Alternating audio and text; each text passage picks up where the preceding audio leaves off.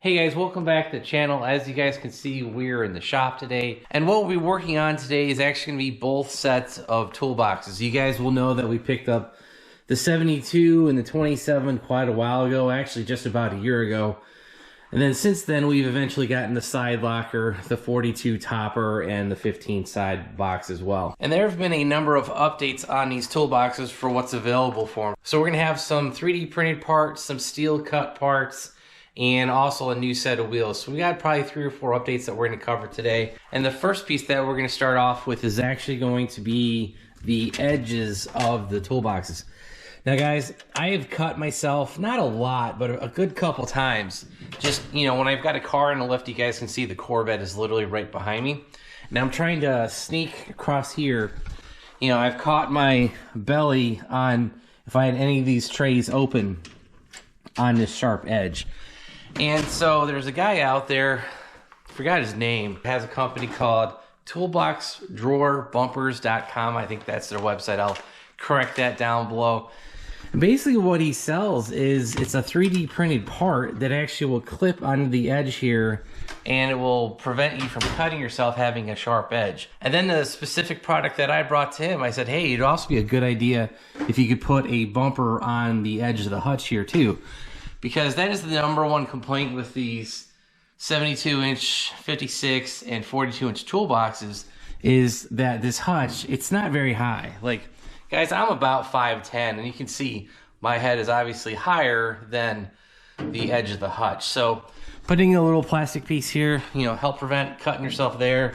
Down here is where I've cut myself the most, is on the edge of the toolbox. And yeah, so let's go ahead. I ordered, I think, 35 of these, because with our, you know, 100+ inches of toolbox, I think we have 35 drawers. All right, so I opened up the packaging and he just ships them in these Ziploc bags, which is fine. Hey, we can use it for later stuff. But yeah, it's simply just a 3D printed piece that you're gonna slide over the end of the drawer. And that's just to help prevent you from cutting yourself. And then this is the product that I worked with. I'll be honest, I forgot the guy's name. I sent him measurements of the hutch piece. I think he sent me 2 of these. But yeah, so this is gonna slide over the hutch. And so yeah, here is the hutch piece and here is the drawer piece. All right, so here's the first piece. Okay, it looks like it's gonna work. Yeah, you just gonna have to press that on there. But yeah, so that is the hutch end. Let's try the drawer piece. All right guys, the one on the hutch, that went in without issue. But here are the ones on the side. I've actually had to tap them in with a rubber mallet. That might be just due to the fact that the metal is super cold, because it's only like 40 degrees outside. So, you know, our toolbox is quite cold. So you're basically gonna wanna line up the space with the little end clip and then just kind of tap it on a little bit with a rubber mallet. And you guys can see I am not tapping on this very hard. And we're just trying to get, you know, the whole piece on there. So yeah, I think we're good to go. And you know, we can show us closing the toolbox. I mean, it is close, but guys, you know, it is fitting. And like I said, I just had to tap that on there a little bit with a rubber mallet. So yeah, I have probably like 34 more drawers to do. So let's go ahead and get that done, and we'll show you the final product. All right guys, I've been out here a good hour and a half tapping on these little bumper drawer things. Now I did break a couple of them. I was kind of fully expecting that. So when I did order them, I think I have like 33 or 34 drawers, and they come in 36, something like that. So here's kind of where the problem with 3D printing and having mass manufacturing, some of these parts didn't jive. And what I mean by that is the 27-inch cabinet, everything pretty much snapped on. They didn't really have to use a hammer at all. But the 42, the 15, and the 72, those all fought me. And I don't know if it's just due to the fact that, you know, these lockers, these cabinets, these toolboxes are coming from different manufacturers. I don't know if it's because it's cold, but like I said, yeah, this one, everything snapped right in. The other ones kind of had to use a little bit of force, and that's how I ended up breaking a couple. All right, guys, the next update for the toolbox is actually going to be a little adapter so that we could use our wall-mounted charger for the Milwaukee batteries and actually put it inside of the box. And as you guys can see here, we have this plate. This is from a company called Koz Steel and Fire, or maybe it's Koz Fire and Steel. Anyway, the guy makes like fireplaces and stuff, fire rings and whatnot. And yeah, so he started cutting out these, look like it's laser cut, might be plasma. I can't really tell. Either way, he sells these pre-cut kits, and I think it was only like $18 for one of these. I ordered 2 of them because we have 2 chargers. And it's got these tabs in here. These tabs will match up with the back of the toolbox and allow us to go, you know, put it in, press it down, and that will allow us to hang both of our battery chargers. So he does ship these raw. I don't think he offers any kind of powder coating or anything like that. So what we're gonna do is clean these off real quick and then paint them real quick. And once these are dry, we'll get these mounted into the toolbox over there. All right, guys, got our first layer of dark spiral gray metallic. Yes, that paint code might sound familiar. It's old GMC 2500 paint that we had left over from, I guess, painting the bed, something like that. And yeah, so we're gonna do 1 or 2 coats of this, then we'll do a black coat over that. All right, guys, we have laid down 2 coats of SEM trim black. One was a light coat, the second was a little bit heavier. And we will let that dry overnight. I've learned just to let that paint dry for like a day, because honestly, that stuff doesn't like to set up, and if you start grabbing on it, flip it over to paint the other side, well, you might think the one side is still dry. It's not, it'll stick. All right, guys, we have one of the finished and fully assembled brackets right here. And as you guys can see, we have the adapter bracket from Koz. I painted it like we showed you. And here it's painted on both sides. I tightened down the provided hardware. It's a 9mm nut. And you just screw that into the back of the charger from Milwaukee. All right, guys, after a little bit of rearranging, we got both of the battery chargers installed. Obviously, we're missing the top one. Like I said, we're using that on another project, but this is the basic idea. I wanted to get both chargers in here on the wall and up off of the bottom of the hutch. So got all that. Everything else, we kind of just move it around a little bit, and everything is pretty much where it needs to go. And then when we are finished, we'll mount the second battery charger. We'll include a finish shot here. All right, guys, we got 2 more mods for our toolbox over here. One is going to be something I need to open up on camera. Buddy of mine made this for me and said I had to open up on film. Then the other, you guys can see, it says Harbor Freight. What that is, it's basically going to be a set of 56-inch casters that came on the bigger toolboxes. So should be the same size as the casters on the 72. And basically what we're doing with that is replacing the 27-inch casters that we have over here. And the reason we're going to be replacing these is due to the fact that 2 of them are steer only. The set that I bought from Harbor Freight are actually all steering casters, so we'll be able to move this toolbox around with all 4 wheels. And then the other thing is those 56-inch toolbox casters are actually designed to handle all the weight. You guys will know that we've got the 42 topper, we've got a side locker, we've got a 15. So there's a ton more weight on here than those 27-inch casters were originally designed for. And then the other thing is those will actually be straight. When I was cutting and welding and getting all this stuff together, one of the casters is a little bit shorter than the other. And so the thing is sitting a little lopsided. If you guys can see, you know, this is the same plane. Then you guys can see the height difference here between the 72 and the top of this 42. We're probably at like a ½ inch. So it's sitting a little crooked like that. And, you know, so I just kind of been wanting to replace those for a while. All right, and so this is actually going to be related to the hutch that we were just kind of talking about. This other project that we are going to be doing is connected to the 72-inch toolbox. And so for this project, I was going to need a 3D printer, and I obviously don't have one. I know 3 or 4 guys that have them. I messaged them the file that we need to get printed out, and unfortunately, no one was able to do it. So finally, Christian Geeds, he's got a YouTube channel. I'll link it down below. He printed these out for me, and he asked me to open them up on camera, and I see what he did. He kind of pulled a Kyle from 1320 video, and he 3D printed some adult appendages, if that's what we're going to call this. And I know that Kyle from 1320 video has been tagging cars at Sick Week, Rocky Mountain Race Week, and so Christian did not put the magnets on them, so you can't just stick them on a car, but hey, that's funny.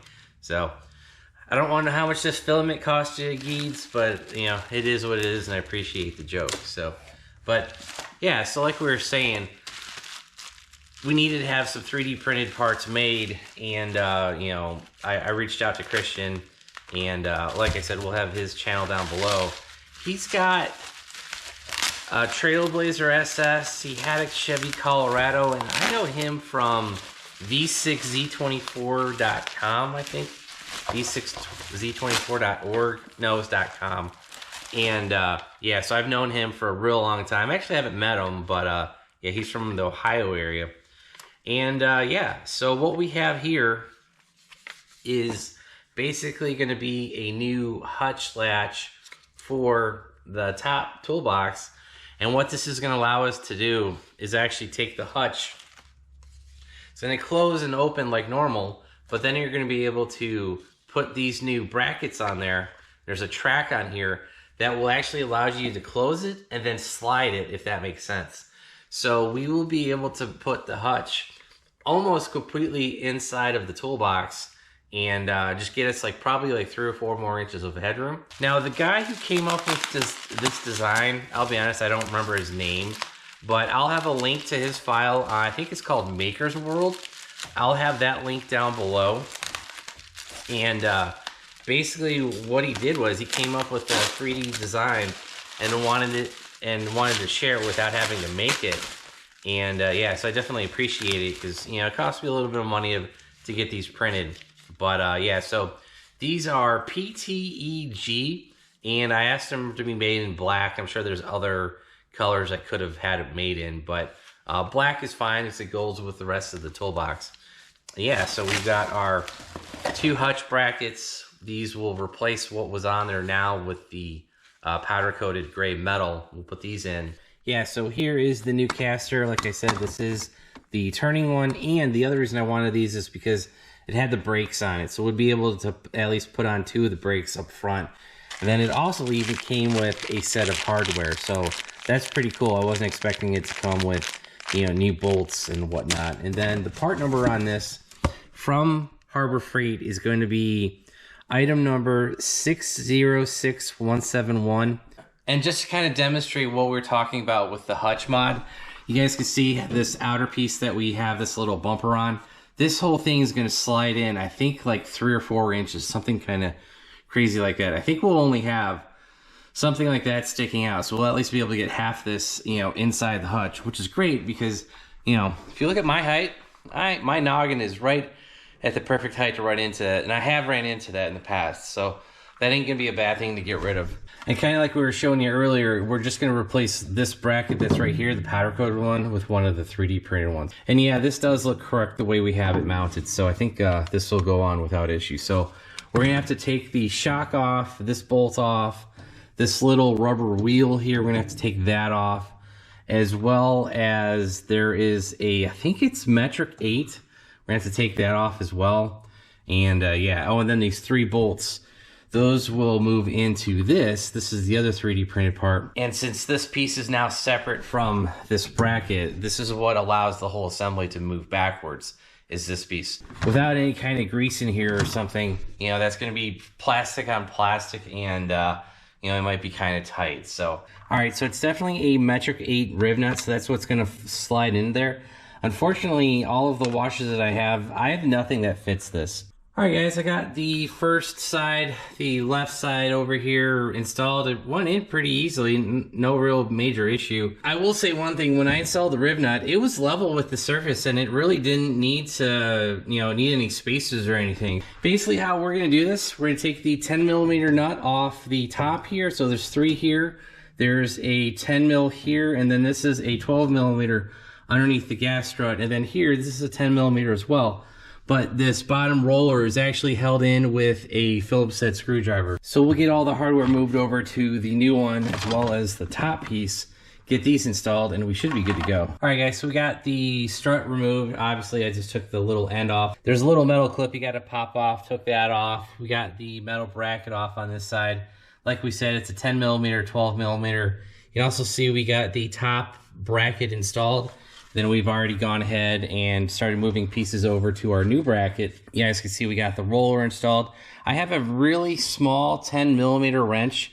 That's what I use to stick in the top there. And that's what you're gonna need. You're gonna need a really thin 10mm wrench for that. I just happen to have the perfect size. It's an old Craftsman wrench. It's double-ended. I think it's 10mm and 11mm on the other end. And then what we're gonna do next is put that 10mm bolt that goes right here. We're gonna go through this bottom hole right here, line that up. There's a bushing. We'll go ahead, get that installed. I am going to put some grease on the top here like we did on the other side. And then we'll slide this on the rail, and then we will bolt this in on the side right here. And then the final thing will be the nut cert as well as putting the gas strut back on. All right, guys, you can see we got both of the brackets installed. This is the one on the right. This is the one on the left. I have pushed back, you guys will be able to see that right there. We have slid back the lid almost to the back of the toolbox. Actually, it is touching. So it's pretty much pushed all the way back. And you can see up front here that we really only have, I don't know, like 2 inches sticking out instead of like the 4.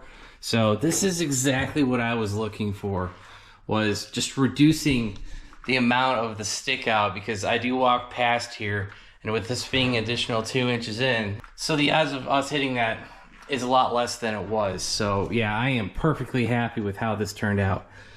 I'll be honest, guys, this side, the riv nut pulled out the first time I tried to close it. So if you guys can see back in there, I actually did fit a nut on the back side of the little stud that holds the gas strut. So be a little careful when you're trying to put the stuff together. Since I am not going to be opening and closing this pretty much ever again, because I fully intend on just leaving it open, I was able to put that nut on the back there. I just tightened it by hand. And then I was able just to kind of wedge it against the side of the toolbox and tighten it. So I don't think that'll go anywhere, but you never know. Stuff can get loose over time. But like I said, I'm overall pretty happy with it. I would almost recommend get rid of the riv nuts and just use a nut on the back. I just happen to have the right size and it got tight. Now I will say this, if you guys are using this Hutch, closing it every day, I'm not sure if this is something you guys might want to do, because you are relying on plastic brackets to hold the Hutch up instead of metal. These metal brackets were designed for a reason. All right, guys, we just finished getting the last wheel on here. And as you guys can see, these are the bigger wheels that came with the 56 and 72-inch toolbox.